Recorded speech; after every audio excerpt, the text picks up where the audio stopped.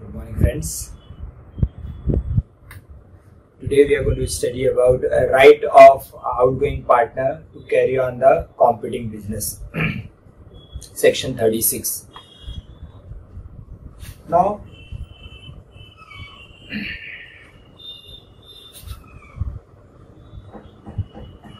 outgoing partner, we have already seen that who is an outgoing partner, a retiring partner will be called as an outgoing partner.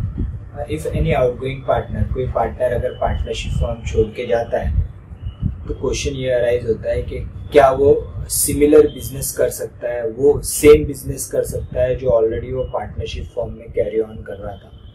तो answer is yes. If there is no agreement between the continuing partner and the retiring partner, if there is no restriction imposed on retiring partner by the continuing partner, then that particular outgoing partner will be entitled to carry on the competing business. लेकिन उस पर कुछ restriction as such है कि वो अगर same business करता है तो वो पार्टनरशिप फर्म का नाम यूज नहीं कर सकता है. ऑब्वियसली अगर वो रिटायर्ड हो गया है तो how you can use the name of the partnership firm?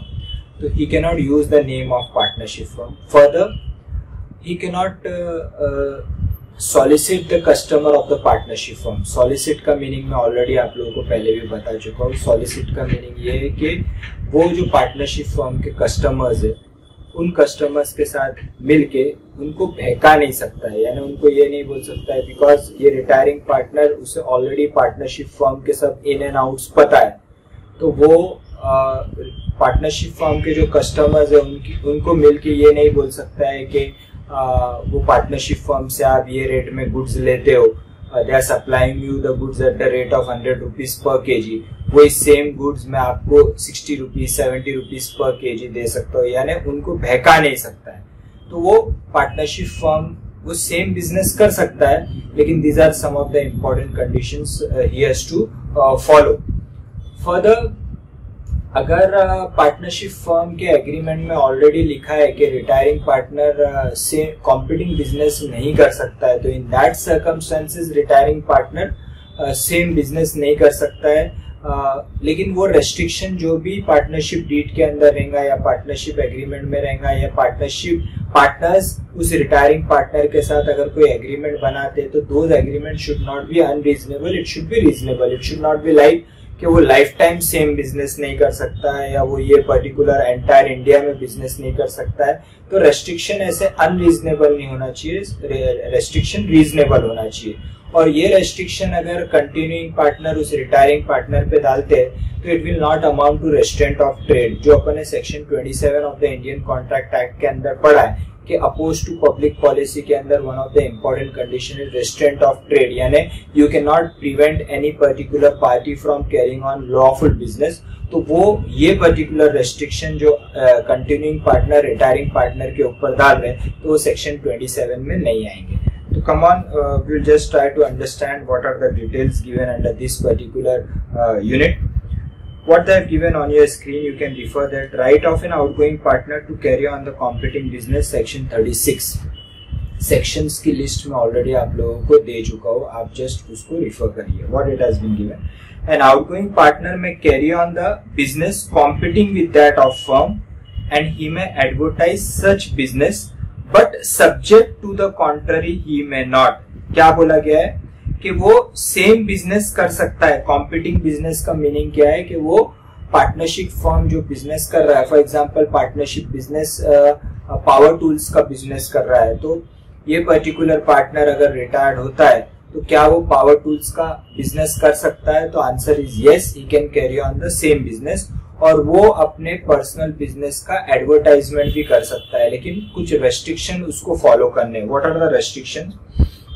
He may not, what he can not do is use the firm name. Obviously वो फर्म का नाम यूज नहीं कर सकता है कि मैं वो पर्टिकुलर फर्म का पार्टनर हूँ बोल के. ऑब्वियसली ये फ्रॉडुलेंट हो जाएगा.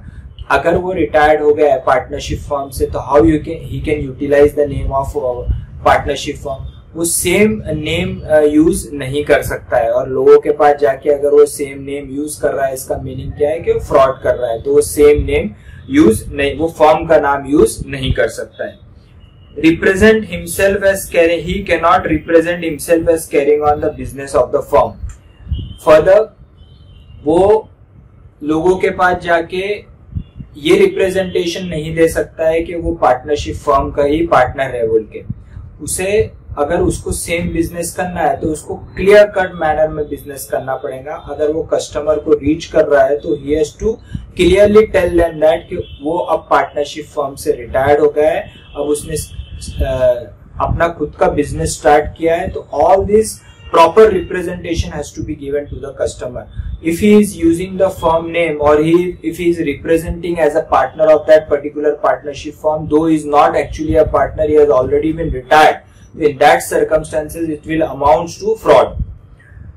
And last one is solicit the customer who are dealing with the firm before he cease to be a partner. That means वो पार्टनरशिप फर्म के कस्टमर को सॉलिसिट नहीं कर सकता। जो मैं अभी थोड़ी देर पहले आपको बताया, सॉलिसिट का मीनिंग क्या है कि वो उन लोगों को बहका नहीं सकता है, क्योंकि उसको ऑलरेडी पार्टनरशिप फर्म के सब डिटेल्स पता है। तो वो उन्हीं के कस्टमर्स के पास जाके उनको बता सकता है कि मुझे पता है आपको क्या रेट में गुड्स आते हैं, आपको ये रेट में वो पार्टनरशिप फर्म गुड्स देते हैं, अभी मैंने अपना खुद का बिजनेस स्टार्ट किया है, मैं आपको ये रेट में गुड्स दूंगा। और यानी वो पार्टनरशिप फर्म की सभी पोल नहीं खोल सकता है, वो जाके उनको सॉलिसिट नहीं कर सकता है। What further it has been given, agreement in restraint of trade, यानी अगर कोई एग्रीमेंट नहीं है तो retiring partner competing business same business कर सकता है, subject to the restriction what they have given. He cannot use the name of partnership firm. He cannot represent a partner. He cannot represent as if he is a partner of that partnership firm. And third one, he cannot solicit the customer of partnership firm.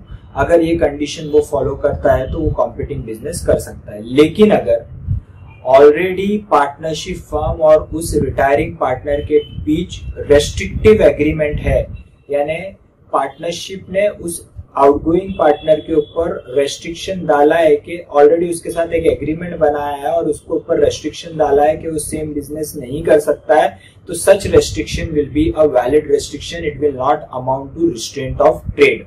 What it has been said, a partner may make an agreement with his partner, a partner may make a agreement with his partner, a partner outgoing partner may make an agreement with his partner that on ceasing to be a partner he will not carry on any business similar to that of firm within the specified period and within the specified local limit, notwithstanding anything contained in section 27 of the Indian Contract Act 1872. Such agreement shall be valid if the restriction imposed are reasonable. लेकिन अगर उस partner ने बाकी के partner के साथ agreement किया है कि वो रिटायर्ड होने के बाद सेम बिजनेस नहीं करेगा कुछ I mean for certain period of time in particular area, तो ये रेस्ट्रिक्शन वैलिड रेस्ट्रिक्शन रहेगा और उस आउटगोइंग पार्टनर को ये रेस्ट्रिक्शन फॉलो करना पड़ेगा। And such restriction will not amount to restraint of trade provided such restriction should be a reasonable restriction. It should not be an unreasonable restriction, like he cannot carry on the same business for lifetime or he cannot carry on the same business throughout India and so on.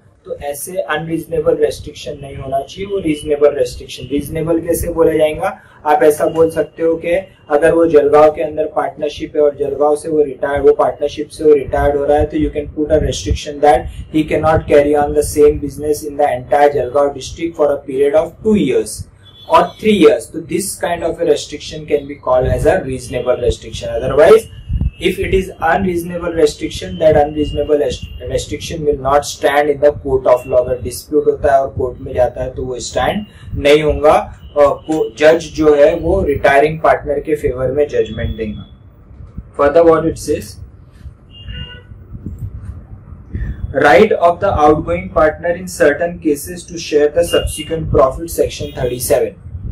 Now what is very important कि जब partner partnership firm से निकल के जाता है, how it is called as a reconstitution of firm. I already told you the partner may go out by way of retirement, he may go out by way of insolvency, he may go out by way of death.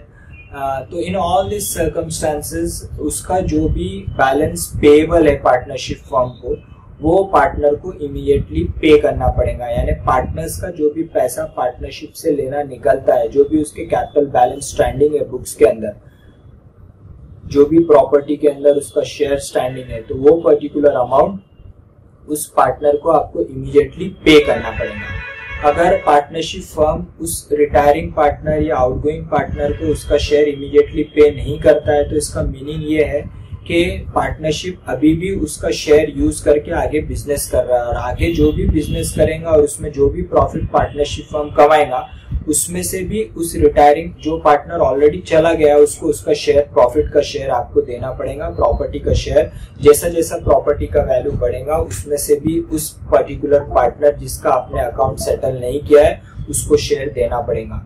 उसी तरह it is possible that कि आपने उस retiring partner से कुछ loan लिया है और आप बिजनेस कर रहे हैं। If you have not given him the amount immediately, it will assume that you have taken a loan from that outgoing partner, और उस लोन के ऊपर पार्टनरशिप फर्म को इंटरेस्ट पे करना पड़ेगा, या तो प्रॉफिट का शेयर पे करना पड़ेगा या तो फिर इंटरेस्ट पे करना पड़ेगा, and that interest will amounts to, we have already seen कि interest will be at the rate of 6% per annum. तो either of the two things, तो एग्रीमेंट बनाना, it will depend upon the agreement to agreement between the outgoing partner and that partnership firm कि whether he is interested in having a interest at the rate of 6% per annum, or otherwise he will pay interest, he is interested in having sharing profit. So it depends upon the circumstances to circumstances what it has been given.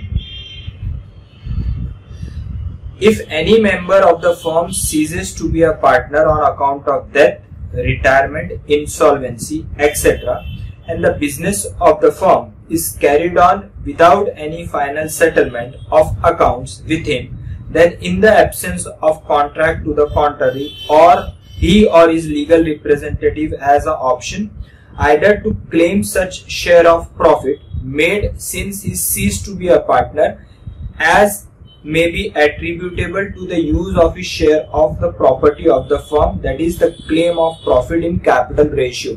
That means अगर उस retiring partner, उस outgoing partner का amount आपने immediately पे नहीं किया, तो उस रिटायरिंग पार्टनर या फिर अगर उस रिटायरिंग पार्टनर की डेथ हो गई तो उसके लीगल हेड्स के पास ये राइट्स रहेगा कि वो पार्टनरशिप फर्म से सब्सिक्वेंट प्रॉफिट, यानी आगे जो भी प्रॉफिट अर्न होने वाला है फ्यूचर में, या फ्यूचर में जो भी प्रॉफिट अर्न होता है, तो उसमें से भी शेयर डिमांड करे। क्यों डिमांड करे? क्योंकि जिस दिन पार्टनर रिटायर्ड हुआ या पार्टनर की डेथ हुई या पार्टनर इंसॉल्वेंट हो गया, यानी पार्टनर निकल गया, लेकिन पार्टनरशिप फर्म ने उस आउटगोइंग पार्टनर का अकाउंट सेटल नहीं किया, तो उसका मीनिंग क्या है कि partnership firm is suppose to pay the amount, it is payable, it will stand on the liability side of the balance sheet of the partnership firm. पहले वो एज अ कैपिटल के खड़ा रहेगा, जब अगर वो आउटगोइंग पार्टनर पहले partner था पार्टनरशिप फर्म में, तो उसका कैपिटल एज अ लायबिलिटी खड़ा होगा लायबिलिटी साइड। लेकिन as soon as that particular partner goes out of the partnership firm, तो वो जो भी लायबिलिटी साइड में कैपिटल है वो कैपिटल में से निकल के it will stand under the unsecured loan और otherwise the current liabilities. So that amount has to be immediately paid to that particular retiring partner or outgoing partner. If the amount is not paid, it will be assumed that कि partnership firm ने उससे पैसा लिया है business करने के लिए, तो उस पर्टिकुलर अमाउंट पे या तो पार्टनरशिप फर्म को इंटरेस्ट पे करना पड़ेगा eight the rate of 6% per annum, और अदरवाइज उनको फ्यूचर में जो भी प्रॉफिट होता है उस प्रॉफिट का शेयर उस आउटगोइंग पार्टनर को देना पड़ेगा, or to claim interest at the rate of 6% per annum on the amount of his share in the property of the firm. तो या तो प्रॉफिट का शेयर पे करो या तो फिर इंटरेस्ट पे करो, इट डिपेंड्स अपॉन के वो आउटगोइंग पार्टनर रिमेनिंग पार्टनर के साथ किस तरीके का एग्रीमेंट साइन करता है। What is an example they have given? A, B and C are partner in the manufacture of machinery. A is entitled to half of the partnership property and profit. A becomes bankrupt, where B and C continued the business without paying out A's share of partnership asset and settling the account with its state. A's state is entitled to half of the profit made in the business from the date of its bankruptcy until the final liquidation of partnership affair. यानी यहाँ पे बोला गया है कि एक partner was entitled for a half ratio, 50% profit ratio, और वो इंसॉल्वेंट हो जाता है, तो as soon as he becomes insolvent his connection with the partnership firm will break. तो उसी दिन पार्टनरशिप फर्म को उसका अकाउंट सेटल करके उसके ऑफिशियल असाइनी को दे देना है। और अगर वो नहीं देते तो जब तक वो नहीं देंगे उस डेट तक, यानी जब वो इंसॉल्वेंट हुआ वो डेट से लेके जब तक आप अकाउंट सेटल नहीं करते, उसके बीच में जो भी पार्टनरशिप फर्म प्रॉफिट अर्न करेगा उस प्रॉफिट का 50% शेयर, या फिर जो भी प्रॉपर्टी का वैल्यू रहेगा, जो भी इमूवेबल प्रॉपर्टी का वैल्यू बढ़ता है, उसका जो भी उसका वैल्यू निकलता है after paying off the debts, तो उसमें जो भी शेयर निकलता है उसका 50% शेयर उस आउटगोइंग पार्टनर को यानी इंसॉल्वेंट पार्टनर को देना पड़ेगा।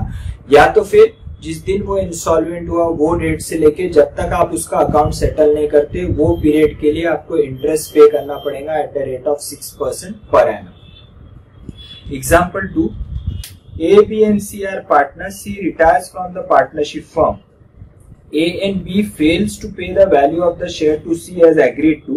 The value of the share of C on the date of retirement from the firm would be a pure debt from the date on which he ceased to be a partner as per the agreement entered between the party. C is entitled to recover the same with interest at 6% per annum. इस example में एक partner बाहर गया लेकिन account settle नहीं हुआ, तो वो डेट से लेके जब तक आप उसका अकाउंट सेटल नहीं करते वो डेट तक आपको इंटरेस्ट पे करना पड़ेगा eight the rate of 6% per annum together with the amount due. 10 lakh रुपए देना है तो 10 लाख एक साल बाद आप सेटल कर रहे हो तो 10 लाख पे 6% अमाउंट टू 60,000, तो total amount payable to that particular outgoing partner will be 10 lakh principal amount and 60,000 rupees as a interest. This is what you have to see to it. Then comes next topic, revocation of continuing guarantee by the change in the firm. Revocation का meaning है cancellation, guarantee का meaning क्या है? Just try to understand कि suppose ये एक bank है, ये एक्स एन कंपनी मेरी पार्टनरशिप फर्म है और ये मिस्टर सुनील जो है सप्लायर है। Now this is Union Bank of India,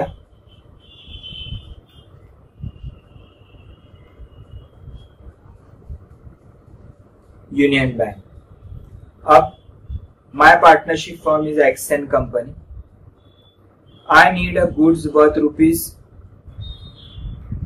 50 lakhs from Sunil on credit।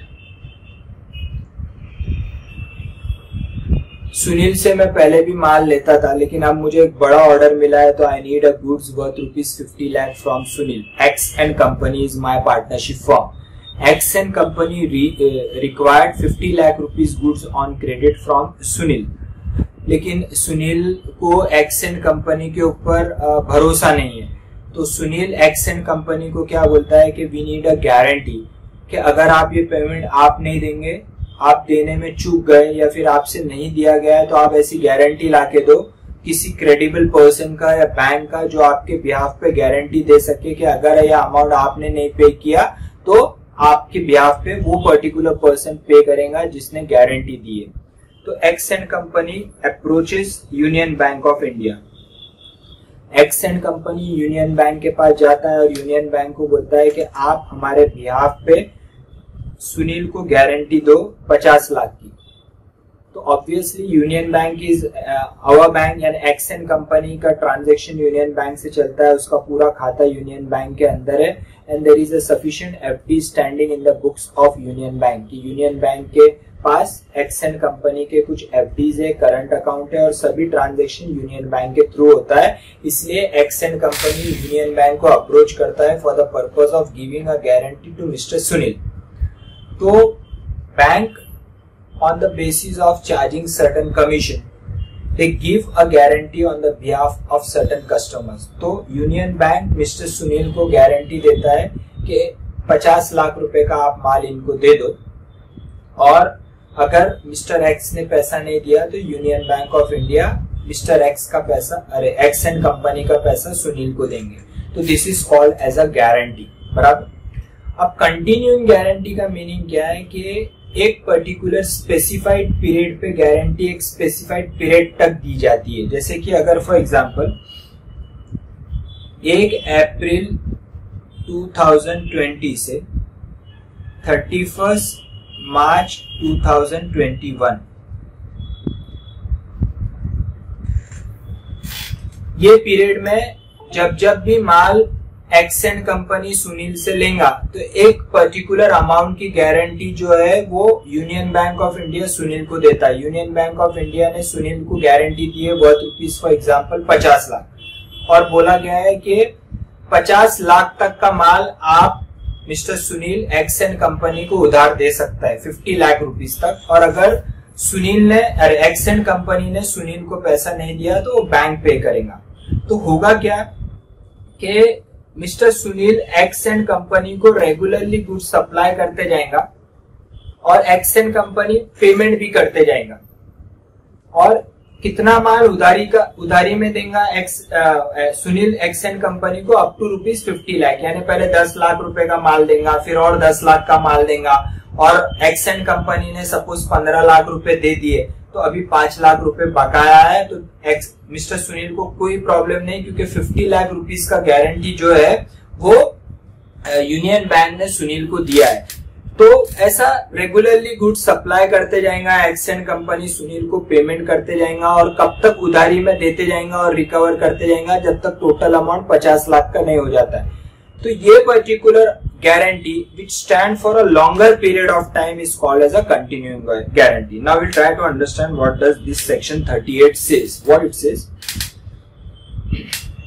according to section 38, a continuing guarantee given to a firm or to a third party in respect of a transaction of a firm in the absence of an agreement to the contrary, revoked as to future transaction from the date of any change in the constitution of the firm.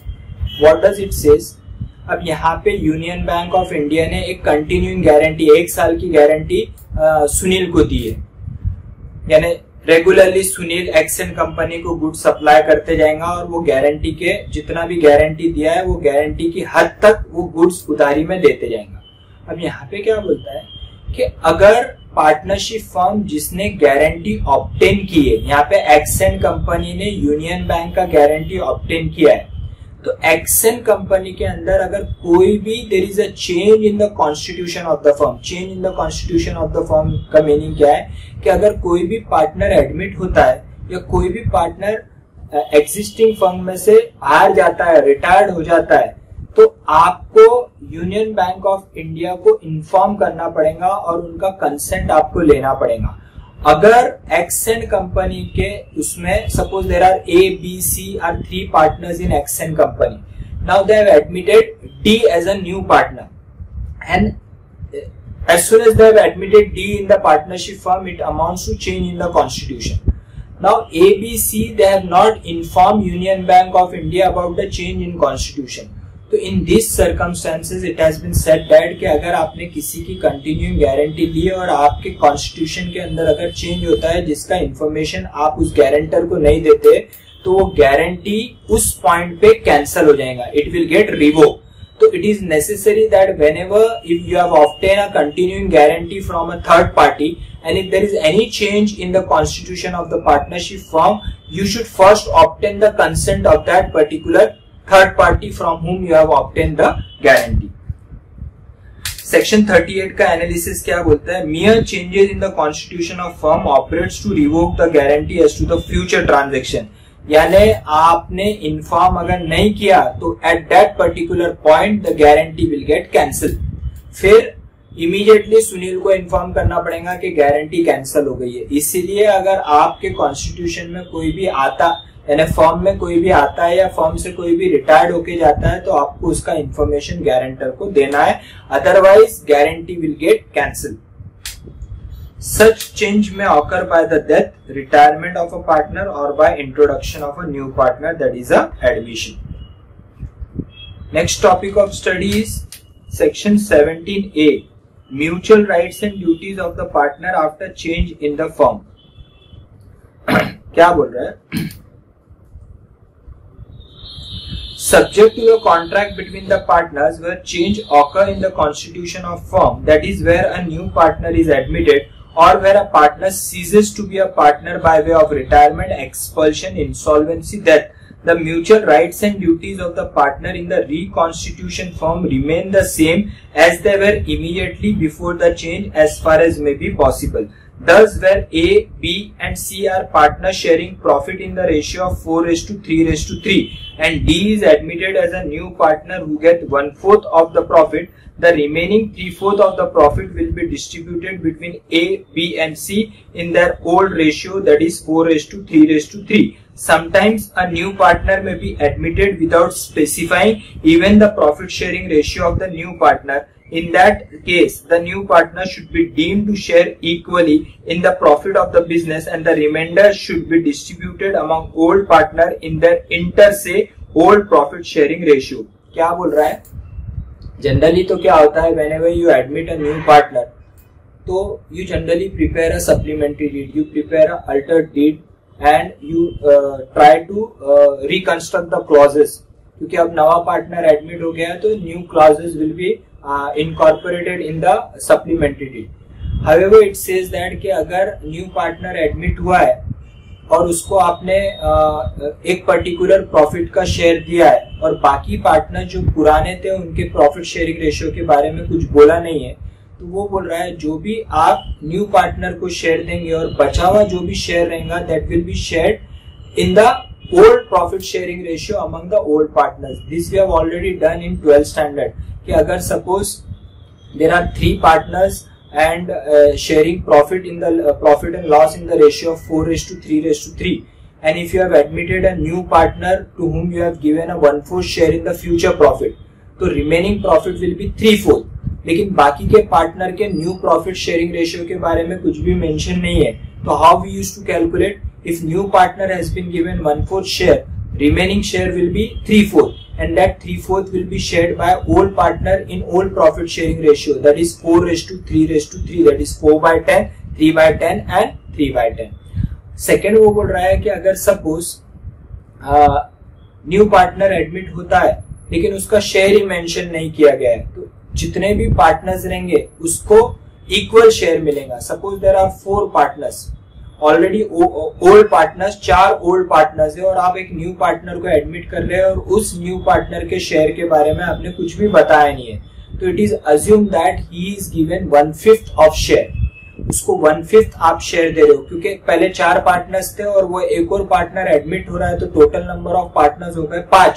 तो वो new partner का share अगर आप mention नहीं करते हो तो it will be assume that वो इक्वल शेयर ले रहा है यानी 1/5 शेयर ले रहा है, तो remaining will be 4/5. So 4/5 will be shared by 4 old partners in their old profit sharing ratio. That's what has been given in this example. If A, B, C, D are partners sharing profit in the ratio of 4:3:2:1, that is 4/10, 3/10, 2/10 and 1/10. He is admitted as a new partner without any terms as to sharing of profit.